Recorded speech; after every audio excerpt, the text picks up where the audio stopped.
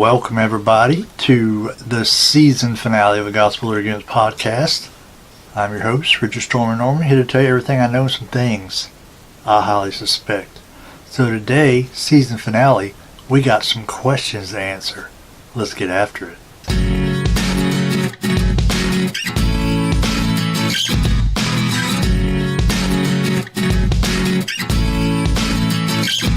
So, season number 2, episode number 17, the season finale is upon us. Last episode of 2018. And then I get to take a month vacation. No, kinda. But if it turns out like it did last time, I'm going to miss doing the podcast. But it's good when you work on something every week that says time consuming as this. It's good to take some time off to stay fresh, so to speak, to get the batteries charged up. Because I like doing this. Don't get me wrong. I enjoy doing this, but I need a break from time to time. You know what I'm saying? Let me turn this heater off. So, we got... Where's my thing at? I just had it. I'm actually... you ever buy stuff? And you're like, oh, but then you get it, and you don't ever use it. So today I'm using one of those things. I got a couple of these actually, these padfolio things that you put legal pads in and write on.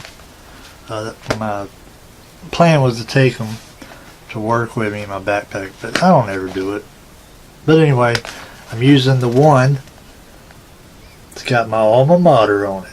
Middlebrook High School. Go Broncos. So we got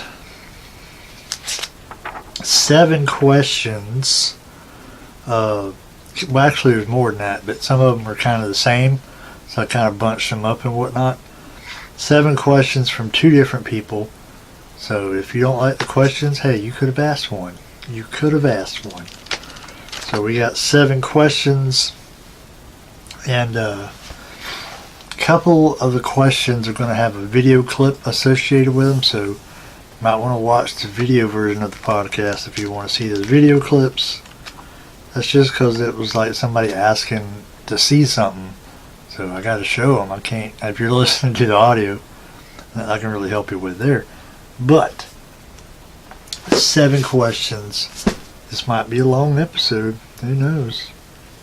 But first, like I said on the Facebook post, if anybody's seen it, wanted to talk about John Chow, the missionary that was killed in India on North Sentinel Island earlier this month, because his death has brought up a lot of debate about because this island off the coast of India is home to a tribe who has no contact with the outside world. And he went there, trying to tell them about Jesus like we're supposed to do. So he got killed because that's exactly what they told him was going to happen. Because anytime, this is apparently how it goes, this tribe is so outside world that even if you approach the shore of their island in a boat, they'll shoot arrows at you and kill you. And that's exactly what happened to him. He was going to evangelize this island, and he got shot and killed with an arrow. And they're trying to recover his body right now, but it's going to be difficult. But it's raised some questions, some of them quite silly, in my opinion. But here's some things. Let me read a little bit of this article here. The New York Times posted more details of Chow's attempts at contacting the tribe prior to his death, including one time where, with the help of fishermen, he was able to sneak past the Indian Coast Guard and get close to the island by kayak. 2 armed Sentinelese came rushing out yelling, Chow wrote in his notes. They had 2 arrows each, unstrung. Until they got closer, I hollered, my name is John, I love you, and Jesus loves you.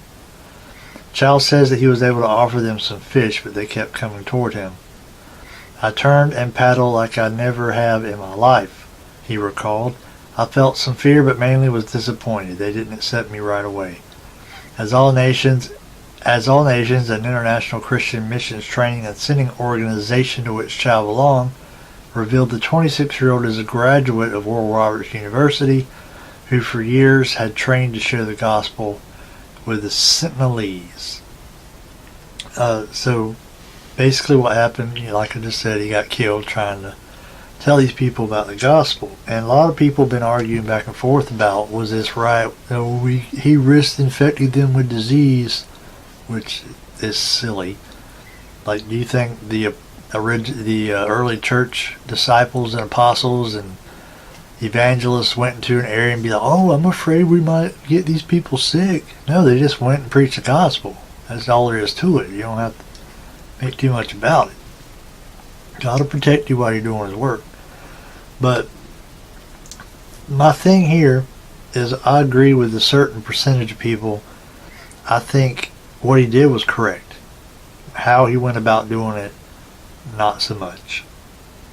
And I was listening to the story. First heard the story on the briefing, that podcast I told you about. I listen to it all the time. Al Mohler was talking about it. And he was right. He was talking about it like I'm saying right now.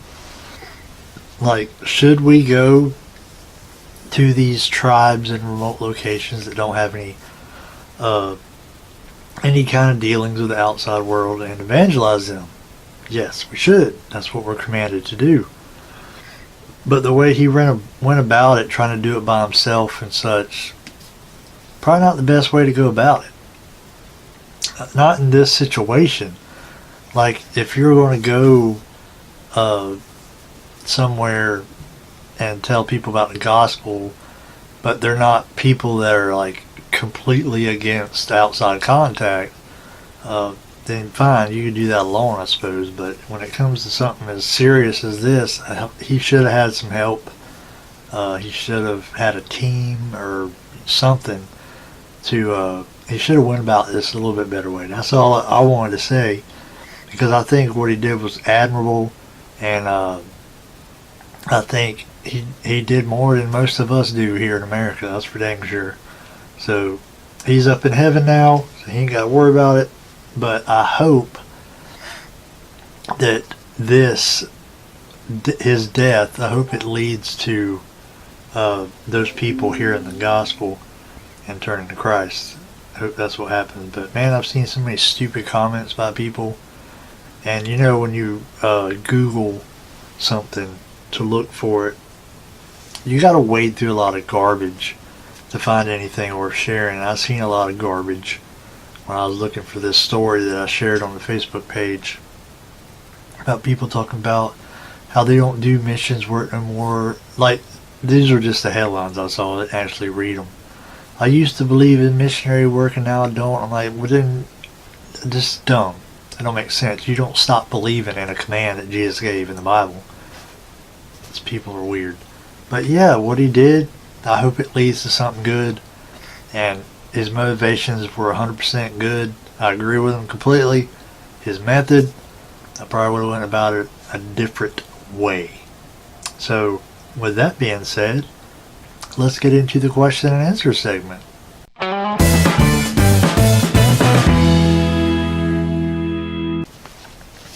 So, questions and answers. We had two people giving me questions. Gypsy Lane, who won the last, the Bible giveaway before the last one, which would have been what? September. She won September Bible giveaway. And Joanna Garrett, our one and only patron. Those are the only two people that ask questions, but they asked several questions, so we got this. So Gypsy Lane asks, how many study Bibles do you own? Well, I tried to count them. I thought maybe I could knock it out real quick, 1, 2, 3, 4, but I kind of got them scattered all over the room here. But my guess is somewhere between 2 and 3 dozen. Like, I talk about how many Bibles I have all the time, but I don't think y'all fully grasp how many Bibles I have. Because sometimes it still amazes me. I'm looking around like that shelf, That one, the one in the closet, Bible's behind me. I'm like, man, I got a lot of Bibles. But there was like a 2-year span, 2 or 3 years span. I want to say 2015 and 2016 maybe, where I was just buying every study Bible that I thought was interesting. I was collecting them, basically. And some of them have good notes, some of them do not have good notes. But I keep them around until I get rid of them. I've given some away to a couple people. I gave Joanna Garrett one when she won the Bible giveaway. She won the 100 subscriber, I think. She won the 100 subscriber Bible giveaway, I believe it was, earlier this year. And I gave her that turquoise Bible from Church Bible Publishers, and I gave her a study Bible. So I give them away here and there, but I still got quite a bit of them. I just wanted to find some that I like, and as you study the Bible and you read up on things, and your theology starts to come, like I've told y'all before, I was raised in a dispensational independent fundamental Baptist church. I'm still that way. I have no plan on leaving that, but my pastor when I was a kid, he didn't really teach me theology. Most pastors don't. They don't teach theology and stuff like that.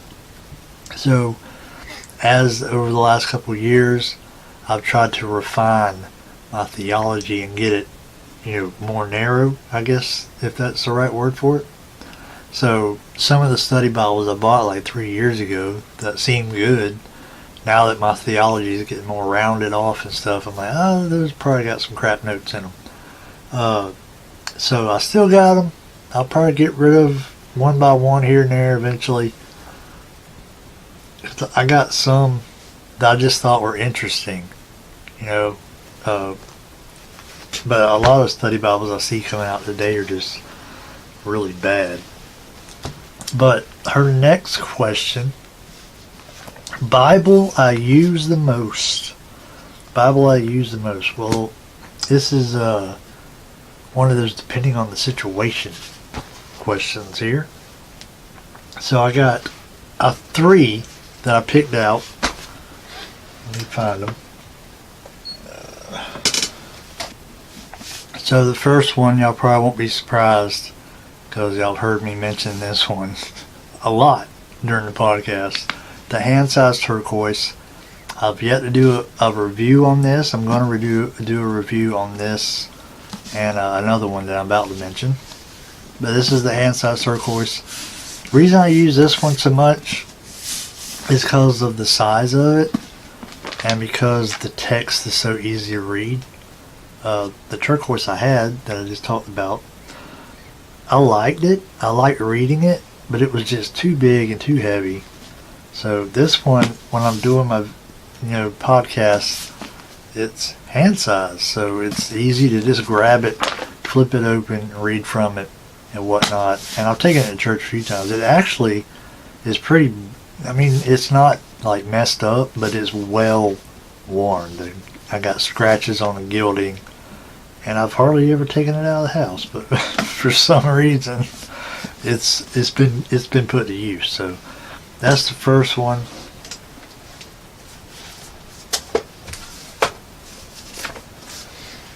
The second one is the one I just recently got, which is the local church note takers. Love this Bible. So much room in it for notes. Now, granted, if you're listening to the audio, it ain't gonna come in too good because you can't see, but it's got so much room for notes and margins, and I take it to church because I was using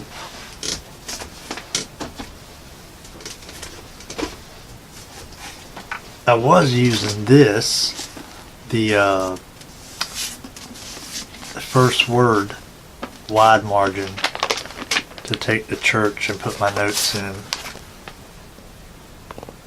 Plenty of room in there for them. And I really like this Bible too, but when I got this note takers, I like thick Bibles that are not wide, and this fits that category, and it's just easier just to write the notes on. So I take this to church and I put this little card in it so I can draw lines. And that's the second Bible I use most of the time at church.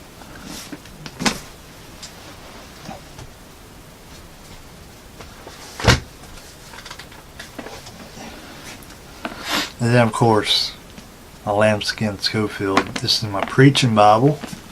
Actually, I need to write my last sermon in here. I got my sermons written on the first page of the cardstock there. 1, 2, 3, and then there's a fourth one I haven't wrote in here, and then there's a fifth sermon that I didn't preach out of this Bible. I preached out of another one. But Lambskin Schofield, love this Bible. So that's 3 Bibles I use the most. And then her third question under this first category here, favorite study Bible. Favorite study Bible.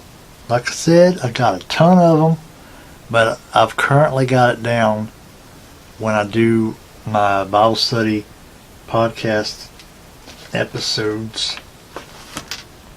I got it down to just a couple that I use. First of all, what is this called again? The King James Study Bible, previously published as the Liberty Annotated Study Bible. Copyright 1980 by Liberty University. So it's the Nelson KJV Study Bible. But I go to school at Liberty, so I thought that'd be a cool Bible to have since I go to school there. And it's a pretty good Bible. I got these thumb tabs on it and stuff, but not a whole lot of notes. The notes were kind of laid out in the same format as like a Schofield. Kinda, not as confusing. It was hard to, I think Schofield notes are kind of hard to find down at the bottom and match it up with wherever that number is in the text. But this one's pretty easy because it's got the verse. Like this note here goes to this verse up here and whatnot. But pretty decent, good old Baptist notes in this thing here. And that was the only cover they had, so that's what I got. So I use that one not as much. This one I used quite a bit. This is the Holman KJV Study Bible. This is the compact version, so it's not the full-size version, but I can still read it. The notes in here are actually pretty good so far, anyway. So far, and this is just an easy Bible. As you can see in my area here, I ain't got a whole lot of room, a whole lot of desk space here, and this little compact thick jammy here, it don't take up a whole lot of room, so it's easy to use. Recently, and I haven't used it much, but I'm just going to show it anyway, I got this Rock of Ages Study Bible. I got just the cheap polyurethane cover one, and it's okay. The notes are pretty sparse, but it's okay study Bible. What else do I got wrote here? Oh yeah, Matthew Henry. I use that one quite a bit, the Matthew Henry Study Bible.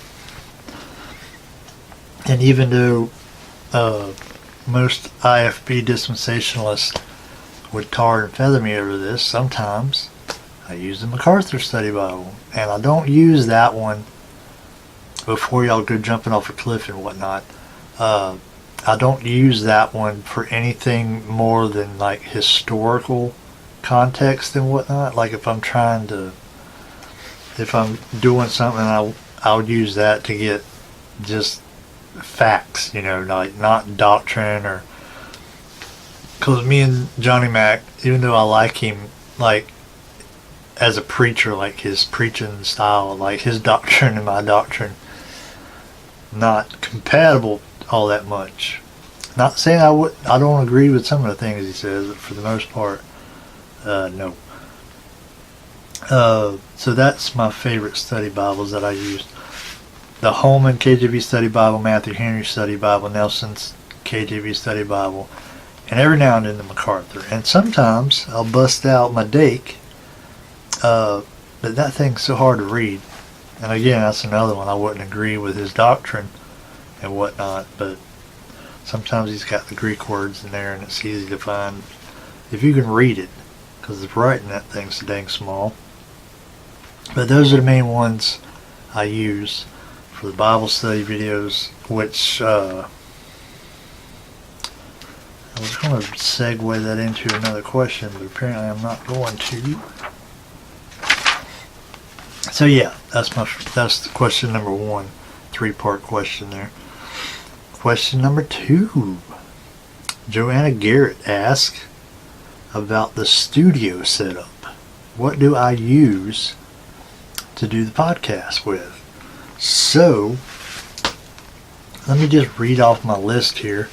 I'll read off the video because I have a little video clip to insert here. For the video part of things, I use the Canon Vixia HF R800, which is like a handheld camcorder, with a Vivitar 0.43x wide-angle lens, Sunpack Platinum Plus tripod, Fancier Studio L bracket, Ulanzi LED light, and Techstar SGC 598 shotgun microphone.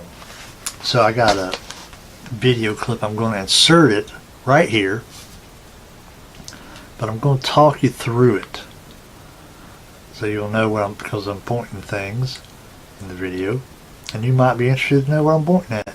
So I'm going to watch it right now,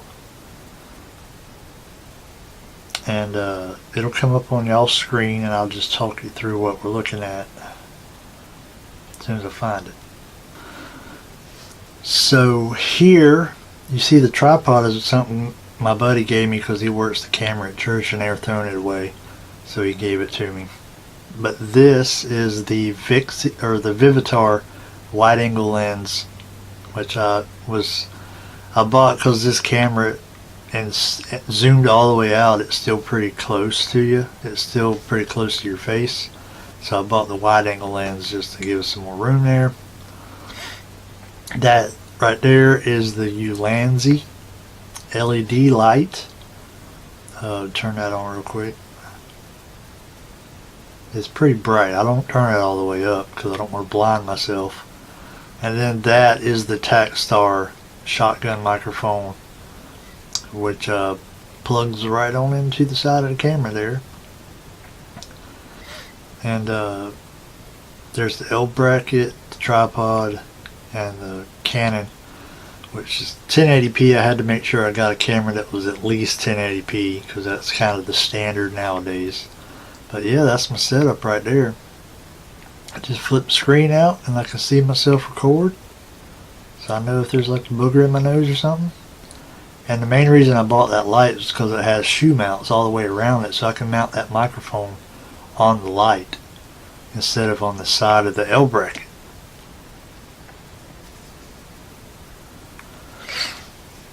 So that's my setup for video, and it pretty much stays right there in front of me. And if I'm watching TV, I'll just lower it down, or if it's like something I really want to watch, I'll move it out of the way, but it pretty much just stays there all the time.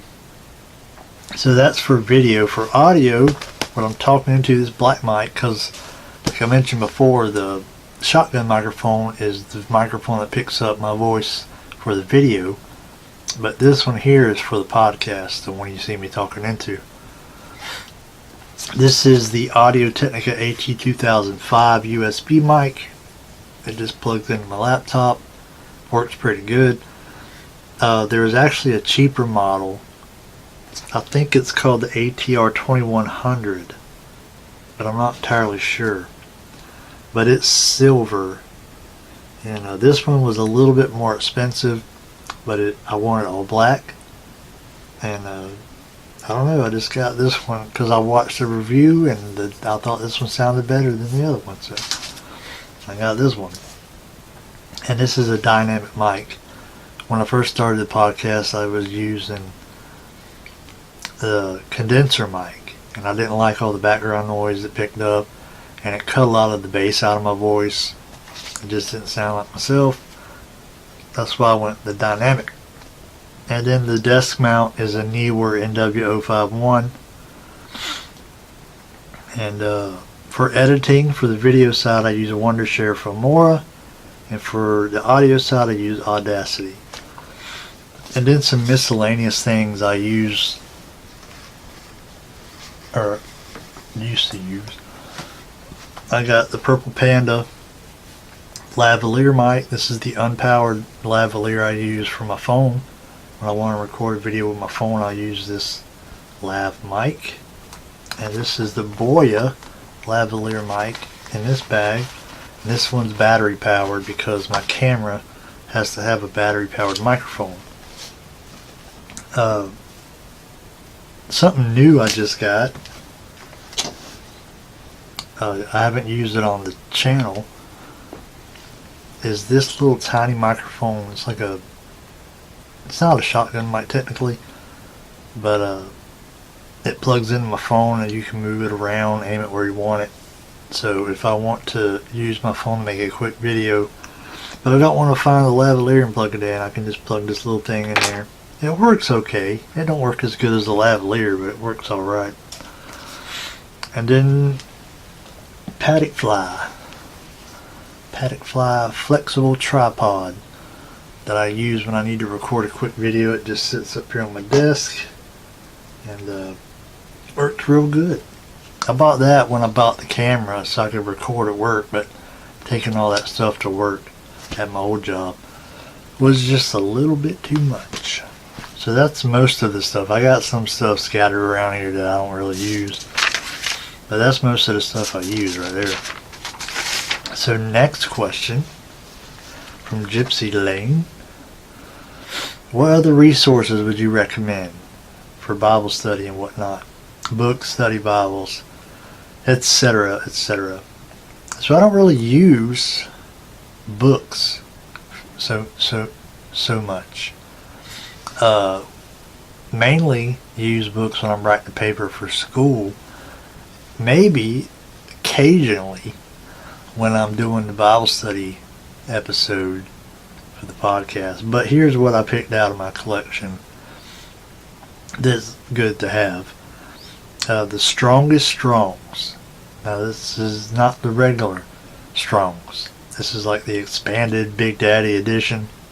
I found this at the used bookstore last year. I want to say it was last year.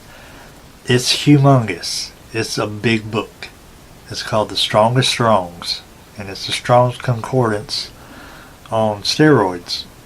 It's gigantic, but it's got a lot of good stuff in it. It's a concordance. It's got like a dictionary in it and stuff, and all kind of cool stuff in it. It just weighs, well, it don't weigh that much. This is a book, but it's big. In fact, let me get it and show you.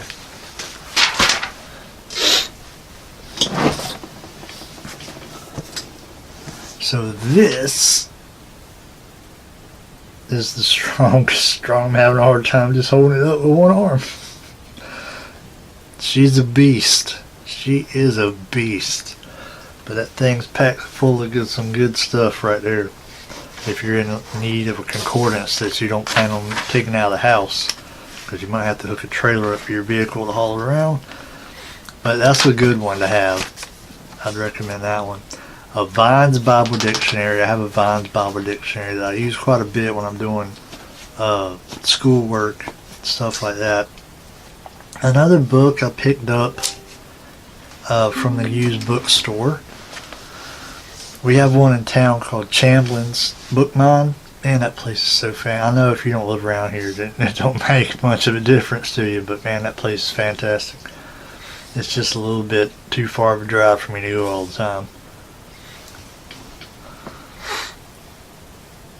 So another one I picked up from that bookstore, Evangelical Dictionary of Theology. That one's come in handy a few times. Even though I'm not technically an evangelical, it's still good to know things. You know, I don't want to be one of those narrow-minded people who only knows my theology. I want to know other people's theology too. That's how you interact and debate with people. If you don't know what they believe, then you'll start saying things that ain't true, and they'll be able to tear you apart pretty easily. But anyway, Evangelical Dictionary of Theology's got some good stuff in it. Zondervan Illustrated Dictionary, that one I actually had to buy for school. It's okay, it's pretty good. It's illustrated, so there's that. And then the Matthew Henry, I have the all-in-one Matthew Henry commentary all-in-one book that's got, I guess it's a bridge, I don't know, but it's just one volume. It's really thick. Got the Matthew Henry commentary in it, but I also had the Matthew Henry Study Bible, so I use them if I'm looking at it in the Bible. I'll check the book and see if there's anything more, because they probably cut that stuff down and fit it in the Bible. But those are the physical resources that I have on my shelf that I use. So question number 4 comes from Joanna Garrett, and it was similar to the previous question, so I thought I would tack it on after this one. Most used research sites. For when I'm doing a podcast, she wants to know what sites I use the most to get research from. So I got a couple here. And keep in mind, when it comes to resources, and especially these websites, some of them, there's an old saying, and I don't really like it, but it applies here. Chew the meat, spit out the bone. In other words, take what's good from the website and leave what's bad. Because I don't agree with all these sites necessarily on everything they have on there. Like the first one is carm.org, which is, what is it called? Center for Christian Apologetics and Research Ministry, I believe is what CARM stands for. And the guy that runs it, Matt Slick, I don't agree with him. He's a Calvinist, and he believes a bunch of stuff I don't believe in. But as far as factual information about things, things that you can't really mess up, is what I go there for. Like if you want to know about Jehovah's Witnesses and what they believe and why it's wrong and stuff like that, stuff you want to go find more information about, you can find a lot of good stuff at carm.org. Blue Letter Bible, I use that a lot. I have the app on my phone, and I use that that's a better Bible app, in my opinion, than the Life Church Bible app, which is the one everybody has, YouVersion. YouVersion is okay, but YouVersion is awfully contemporary, very shallow in my opinion. But it's a fantastic app, but it's just kind of shallow, I think. But as far as Bible study goes, Blue Letter Bible, I use their interlinear feature all the time.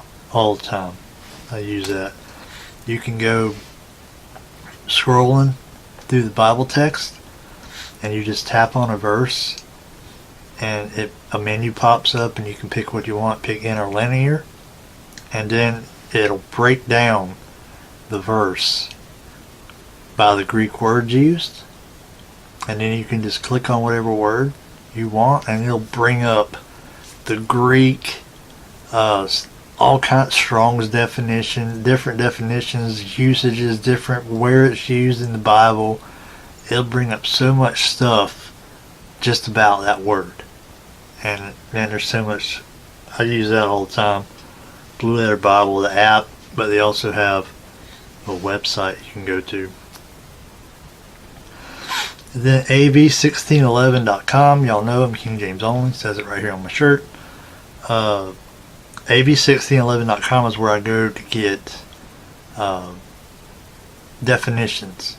Because like if I'm doing a Bible study video and I want to give a definition of a word, I don't want to go look it up in a dictionary that was just published like 10 years ago. because the KJV is 404? No. 407 years old. So I don't want to go find a modern definition for something because, words change.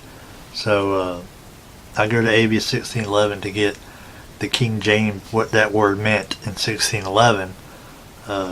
So I feel like that's a more proper definition than something modern. And King James Bible Online.org, which is basically just an online King James Bible. They probably have some other things on there, but I've pretty much just use it kind of like a concordance. I just type in whatever and then it brings up all the verses that pertain to that kind of thing.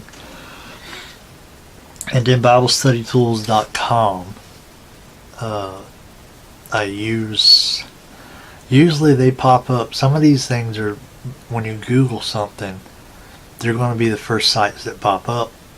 Now, Bible Study Tools, I've read some articles on there I didn't agree with, but I don't know if they have contributing editors. Like, I don't know if that's their stance on something. Like, whenever I read something I don't agree with, I don't know if that's them or if they just let other people write and they're like, oh, all the views expressed here do not necessarily, that kind of thing. So I don't know, but they got some pretty good stuff on Bible Study Tools sometimes. Sometimes not so much. But like I said, chew the meat, spit out the bone. Next question, also from Joanna Garrett. How has your ministry impacted your relationship with God? Well, first of all, it forces me to study the Bible. Like I told the Sunday school class when I was teaching a while back,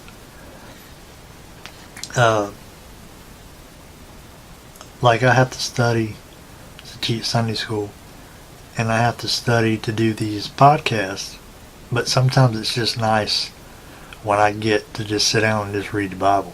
Like I'm not studying it or anything, I'm just reading it. So, but this forces me to study my Bible. A lot of Christians don't. A lot of Christians don't study their Bible, unfortunately. But this one keeps me on my toes because I have to look things up, and I don't want to just ramble on, throw a verse at you, and then ramble on.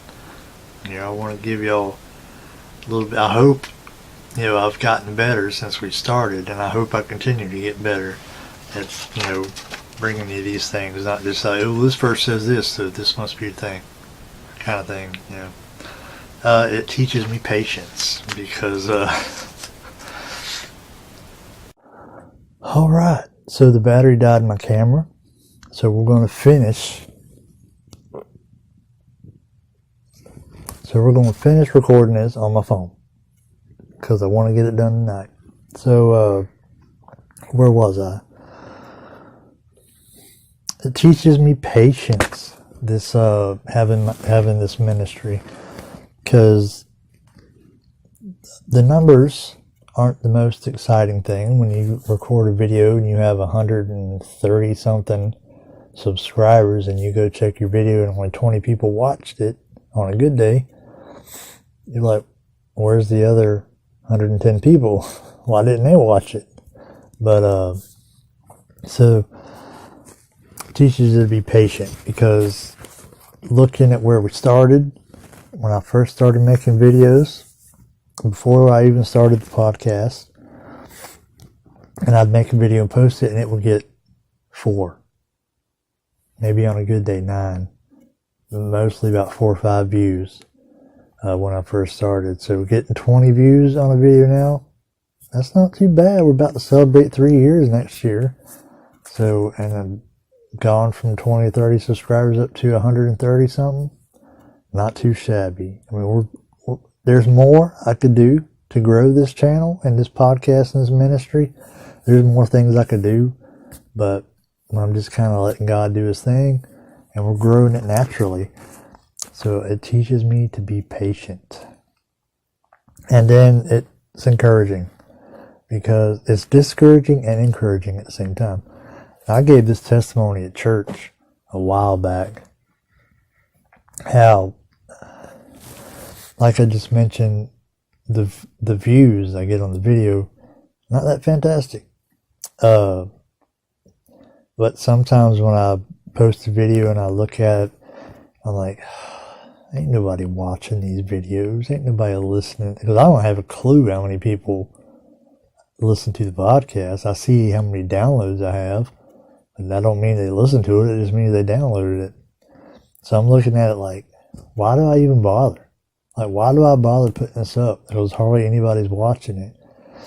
But then, usually about the time I get to thinking that, I'll get a message from somebody or a comment saying, man, I really appreciate what you do, and you inspired me to do this or whatnot. I still have, I don't know if he watches, but Miguel Greenwood, I think that's his name. We're friends on Facebook. But he sent me a message, I don't know if it was earlier this year or earlier last year. Might have been early last year. He sent me a message saying that, man, I appreciate your videos and you've inspired me to create my own page on Facebook and whatnot. So when I get stuff like that, that kind of just rekindles the fire and makes me want to keep on doing it. Like I said, since the beginning, if there's one person watching, we're going to keep on keeping on. So, yeah, stuff like that. I got to study the Bible if I want to bring y'all anything. And got to be patient with the slow growth of the channel and the ministry. While it's come a long way, it teaches me about being patient, just seeing where God wants to do with this thing. And then it's encouraging when I'm feeling like, oh, nobody watches. Then someone's like, hey man, I really like your videos. And like, I think somebody wrote me and said, you inspired me, watching your video inspired me to start going to church again and to get back into, reading the Bible. And man, that was like, heck yeah, that's awesome. I inspired somebody to get back into church. That's fantastic. So question number 6, the final question from Joanna Garrett. Is it okay to feel like God is pleased with you? Is that pride? So for all y'all who think I ain't had no Bible in this whole episode, here's your Bible. So I got some verses here. Hebrews 11:6.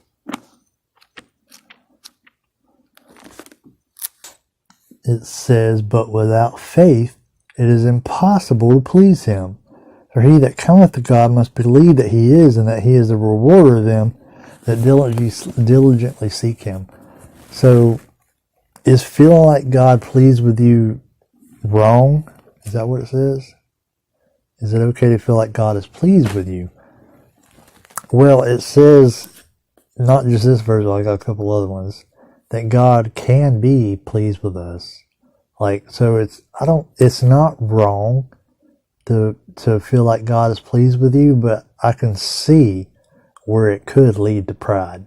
So it's kind of one of them, you got to walk a fine line kind of things. What other we got here? 1 John 3:22.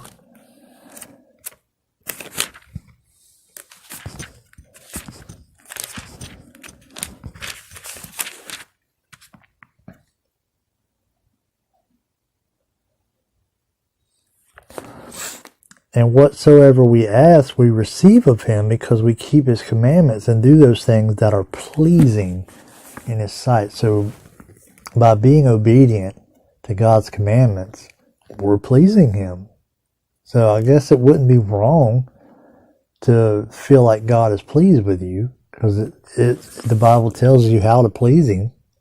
So if you're doing his commandments, and you'd be like, oh, well, God must be pleased with me because I did. Yeah, he is pleased with you because you did that. You obeyed his word. So he would be pleased with you. But I can see how this could turn into, oh, I'm so good. God must be so pleased with me. I'm so great. I can see how it could turn into that. Got one more verse here, Romans 8:8.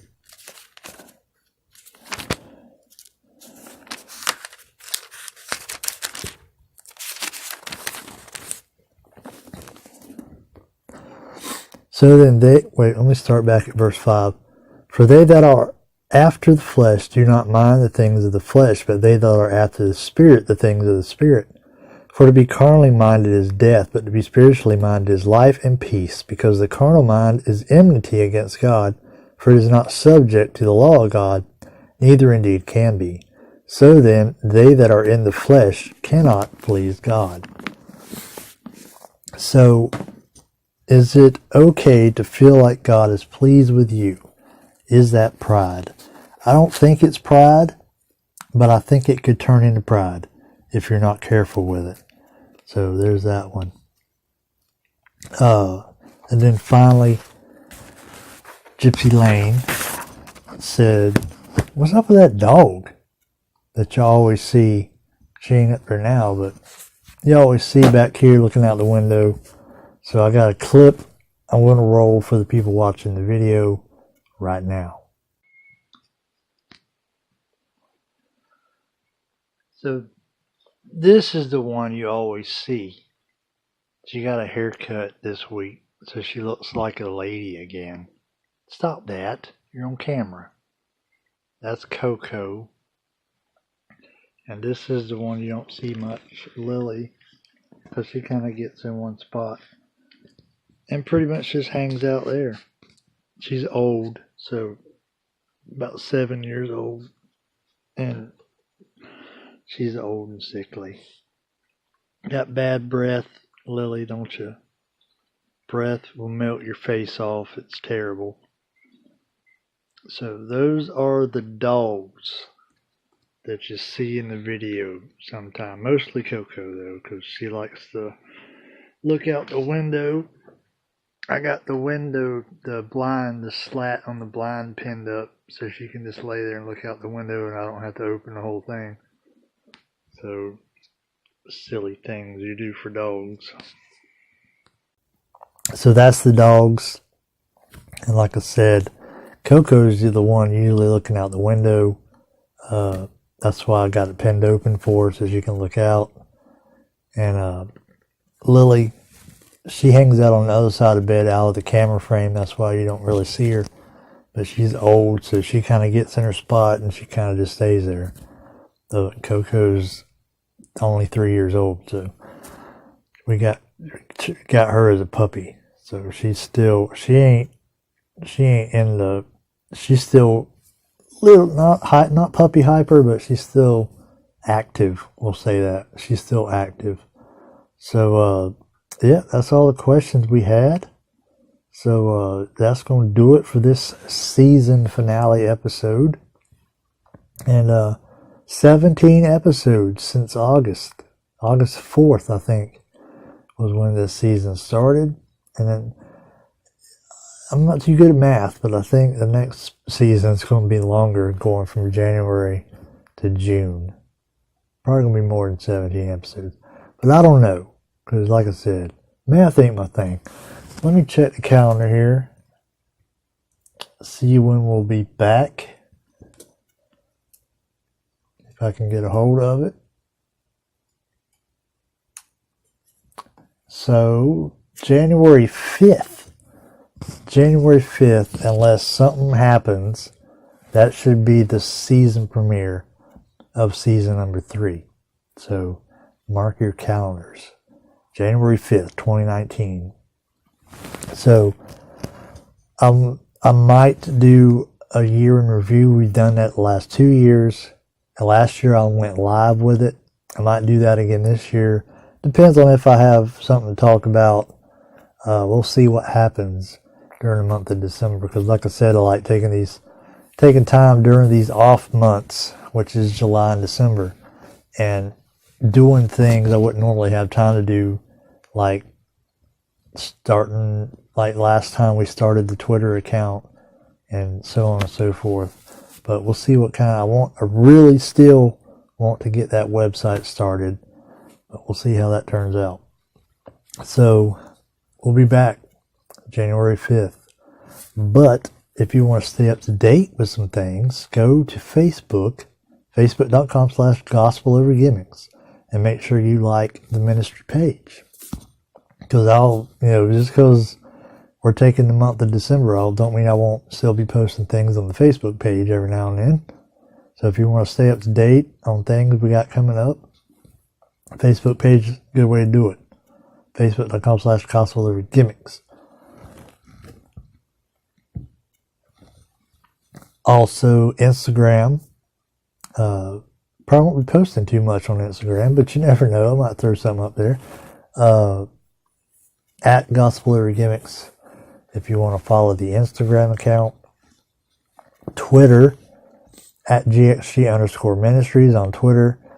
Now that football season's winding down, I'll probably go back to posting more on the ministry Twitter account.